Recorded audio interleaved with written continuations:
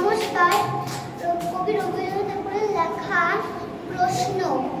মাগো আমায় ছুটি দিতে বল, সকাল থেকে উড়েছি যে মেলা।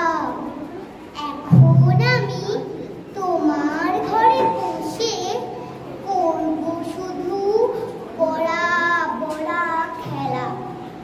তুমি বলছো দুপুর এখন সবে, না হয় যেন সত্যি হলো তাই। একদিনও কি দুপুর বেলা হলে বিকেল হলো মনে করতে নাই?